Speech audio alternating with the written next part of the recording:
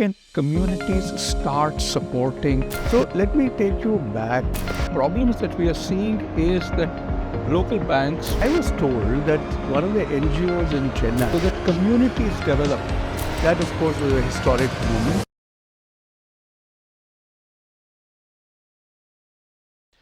Well, first of all, it's a pleasure and a delight to engage in this conversation with a very, very dear friend, Ashok Lavasa, who formerly was Environment Secretary and Finance Secretary to the Government of India, has been Vice President of the Asian Development Bank, has been an Election Commissioner of India. In other words, he has touched the lives of many of us personally.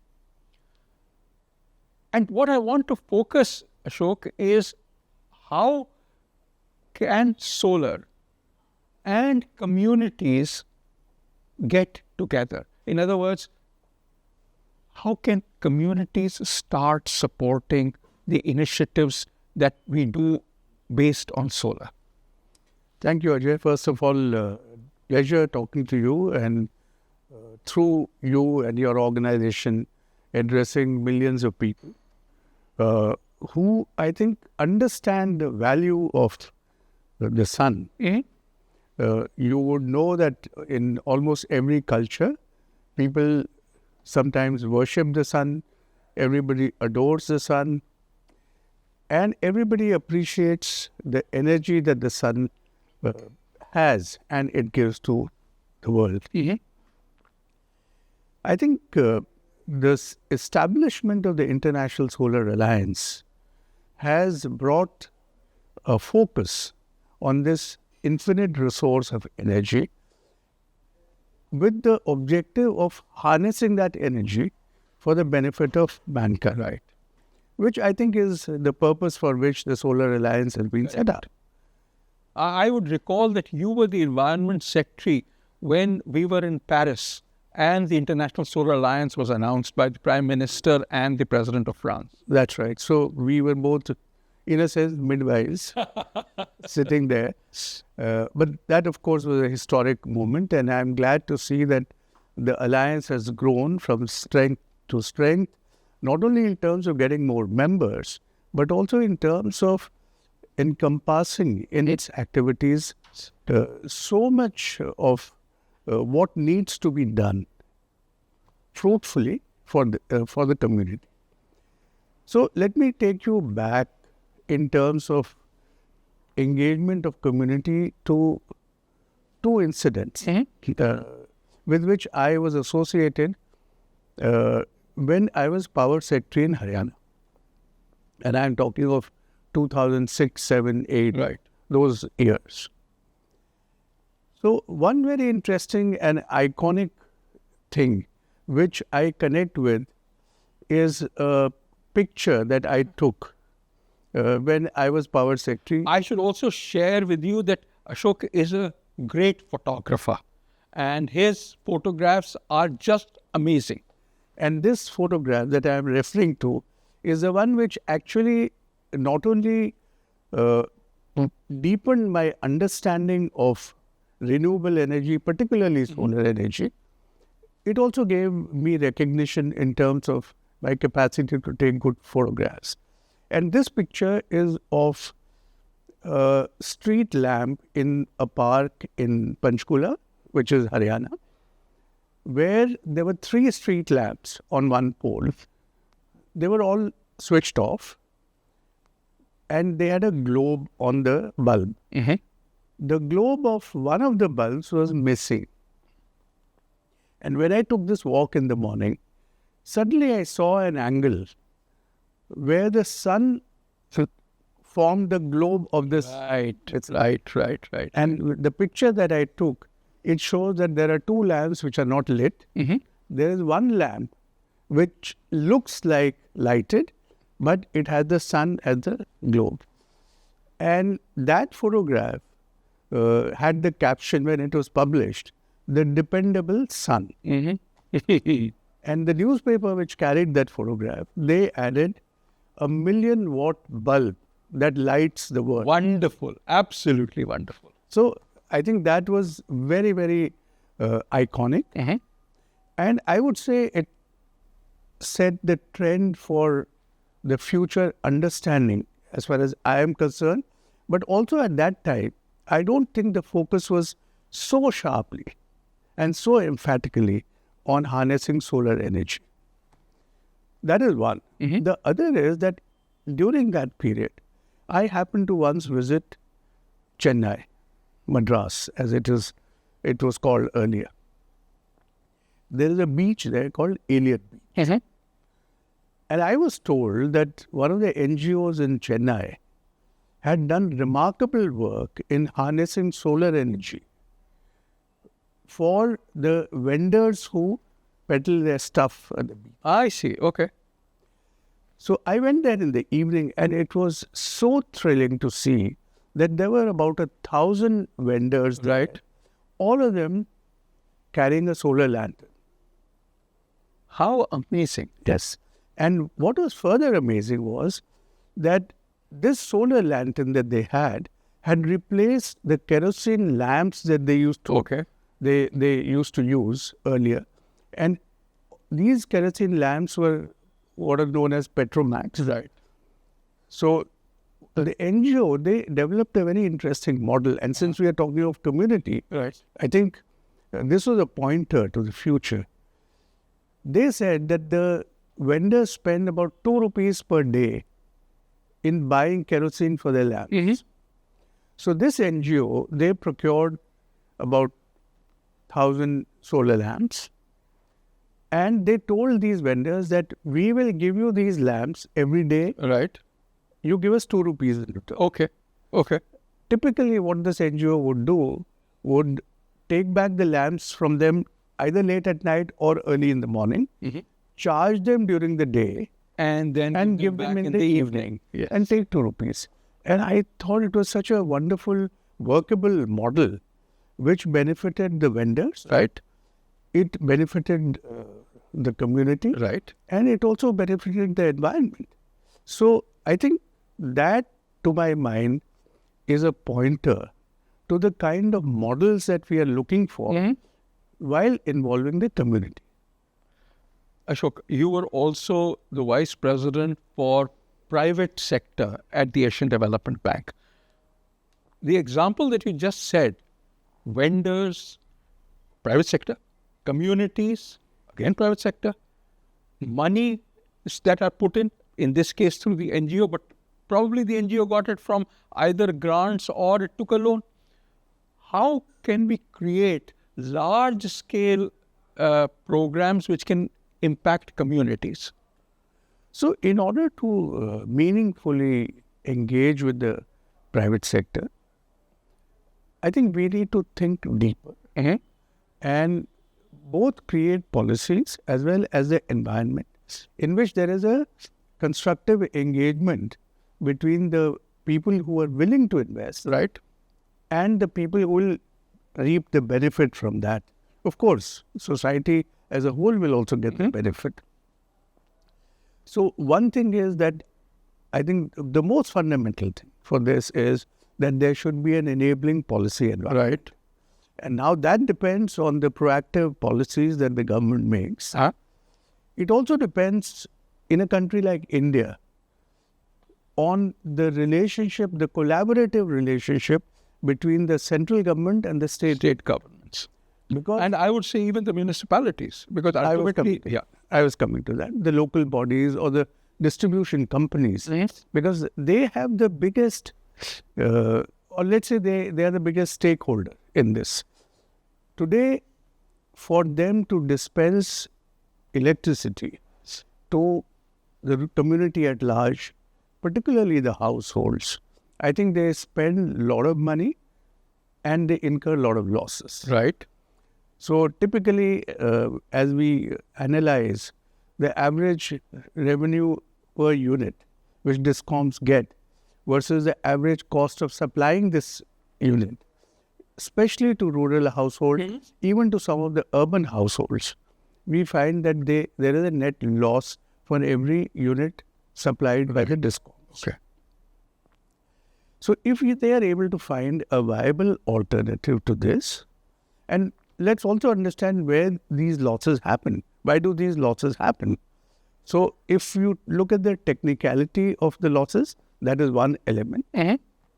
You have big grids and you have inefficient systems and you have transformers which are old, etc. So that is one part which leads to technical losses. And then, of course, there is the pilferage which happens. So if you were to have decentralized distributed generation, or if you were to have a community-based rooftops or solar plants, I think that will cut down a lot of burden on the technical system. It will bring down the losses, and also it will create a commercially viable model. So let's take the instance of Modera in Gujarat. So there they experimented that the entire village and then the urban community can go completely on solar. Of course, it is not all rooftop. They have a battery storage and they have a grid-connected system. So the ground-mounted system. But to the extent that they have been able to localize the grid, I'm sure they have benefited a lot from this. Also, I want to draw your attention to a study done by CEEW on Bihar and Meghalaya systems, where they have studied very small, on a pilot basis, experiments which have been done for supplying electricity to restricted area through the common resonator. Right. And the conclusion that they have obviously is that the system benefits a lot. Now the question is, can you scale it up? Yeah. And it is in scaling it up that we are talking about the role of private sector. So what is the private sector looking for? In India itself, you have very good examples of aggregators coming in the market who are picking up small demands from consumers and then aggregating that demand and creating a facility in which they invest. They also seek investments from the participants. Now, this model so far has restricted itself to the commercial and industrial consumer. The challenge is, can we take it to the community? Correct. And I would say that, yes, it is doable, provided the distribution companies and the state governments, they relax some of their traditional approaches. It is also possible by making institutional arrangements which will make this model work. So let me follow up on that.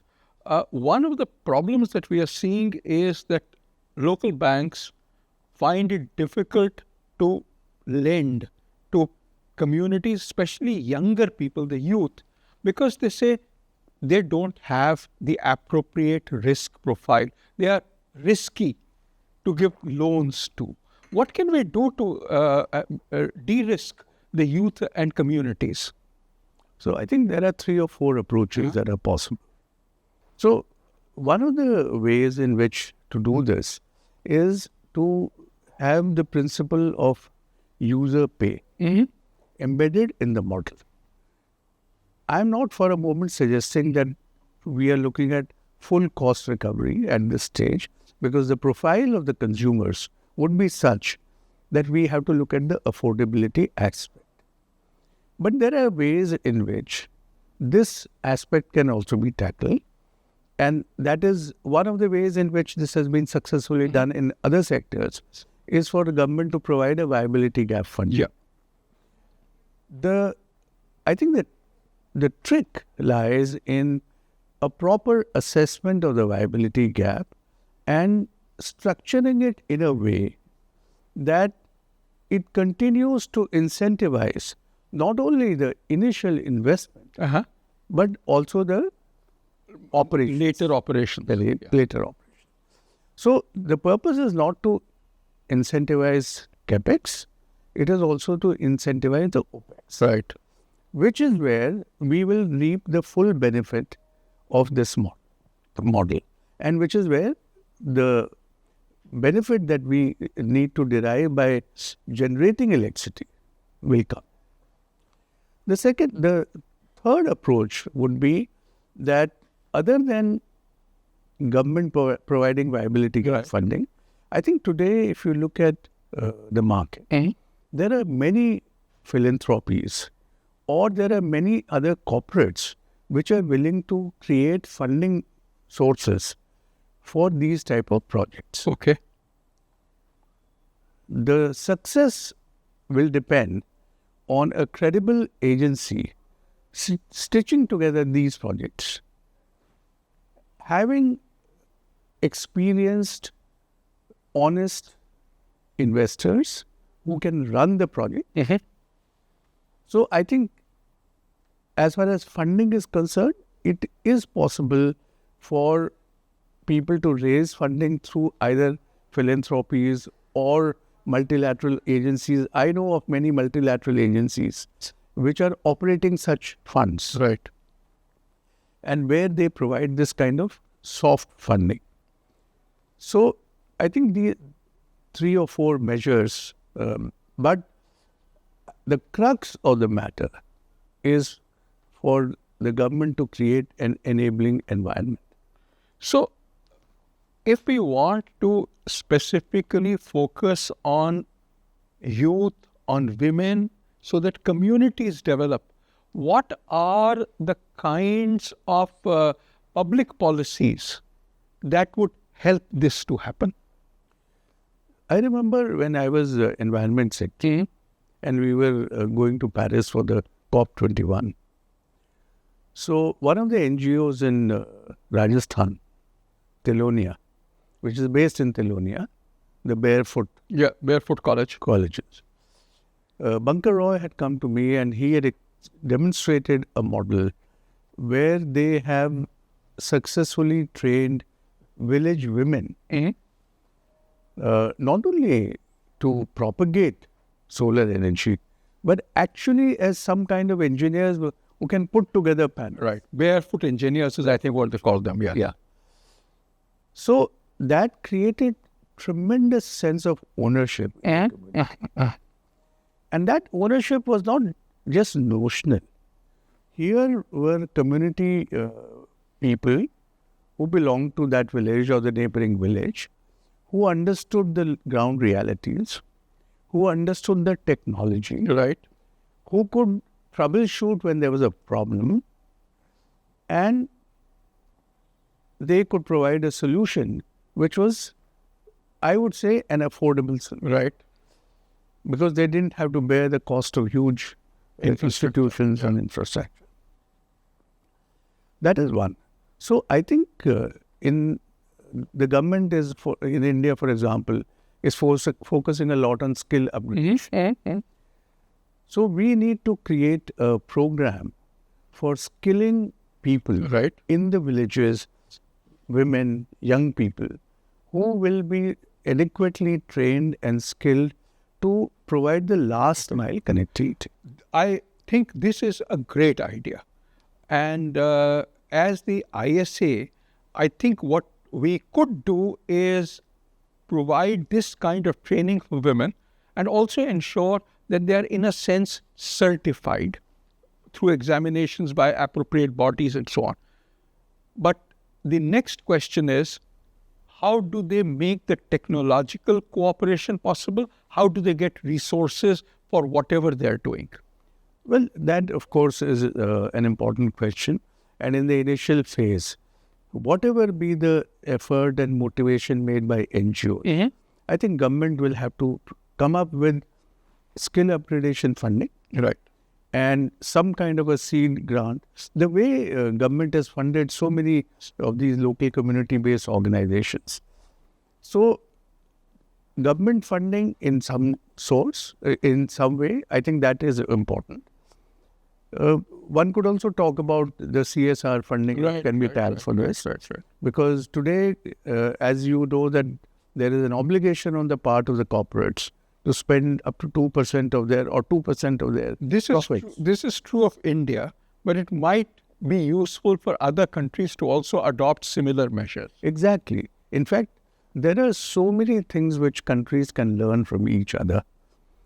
So the successful models which have been tried, for example, in India, the policies of corporate social responsibility which India has introduced, they could be adopted by other countries and, of course, adapted to their local situations. Similarly, the microfinance policies in India, I think they are great because India has learned over the last 2 decades after some initial hiccups. So we did put together, and today I think India has one of the most well-regulated microfinance industry, which can provide a model for other countries to adopt. Because that kind of financing is what will be required. You spoke in the beginning about the creditworthiness of institutions. So a microfinance institution does not judge the possible borrowers through the same lens Yes. as bigger institutions. And then look at a community of borrowers. Yeah. And so and I again draw back on my experience.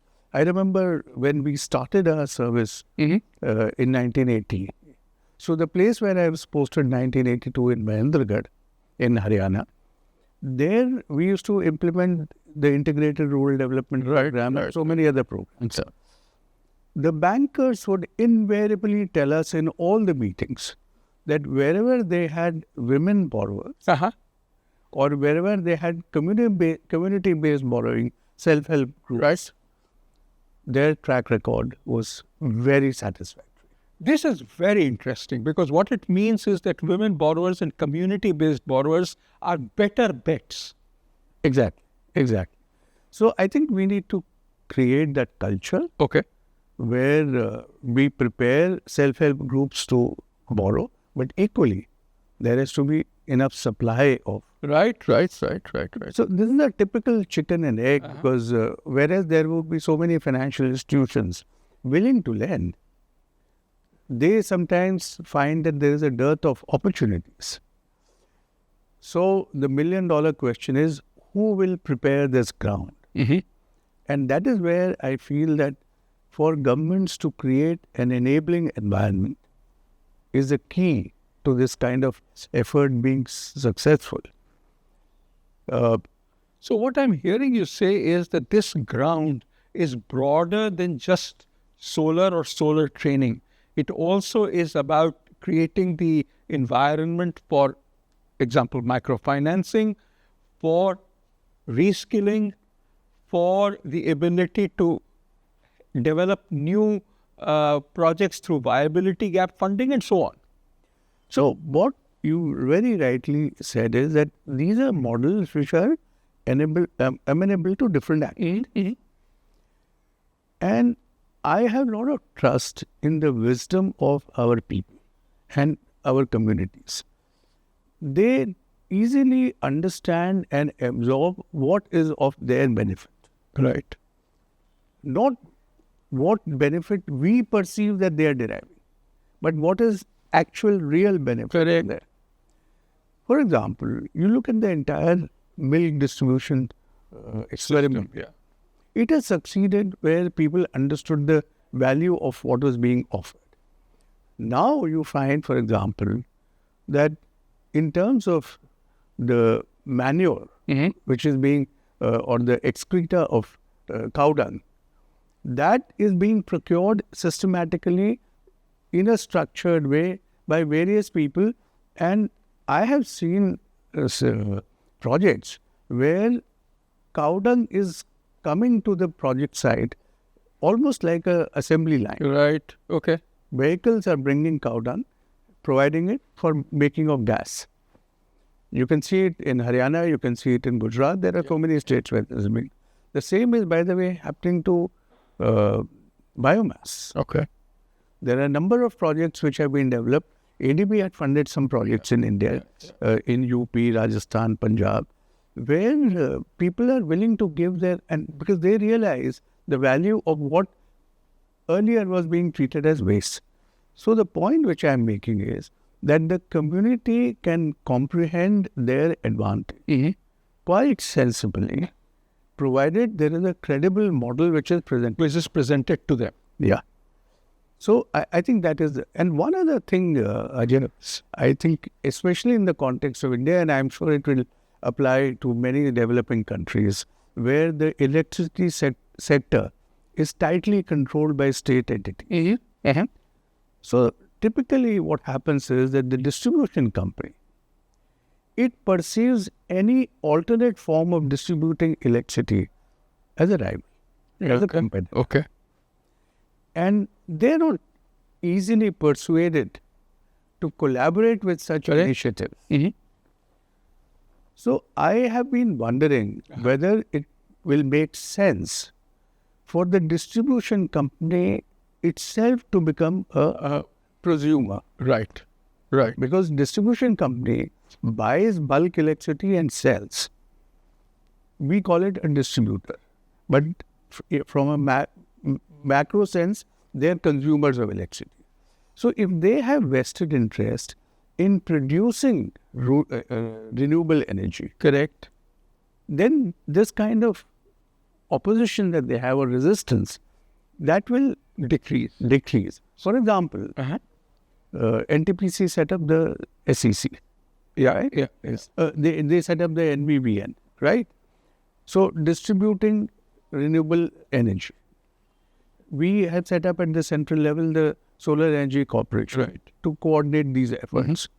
I think at the state level, there is a need for the distribution companies to get into decentralized distribution models based on solar energy, and they themselves have a stake in doing that, so that they don't treat that as a competitor.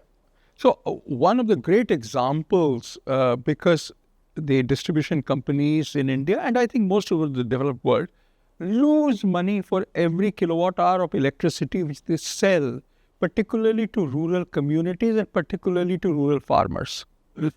And what is working is that in Maharashtra, they found that it takes approximately, the cost is of a unit of electricity, of a kilowatt hour of electricity at a rural substation is 7.48 rupees. On the other hand, if they are delivering it to farmers, the farmers need it during the day. They can set up solar. And they're buying solar at those rural substations at 3 rupees a kilowatt hour. In other words, they're saving 4 rupees 48 paisa per kilowatt hour. Here is something that is of interest to the community. Here is something which is of interest to the distribution company. And here is something which is also of interest to the world. I want to thank you for this amazingly interesting conversation, particularly for bringing in your own experiences. Many, many thanks. Thank you very much.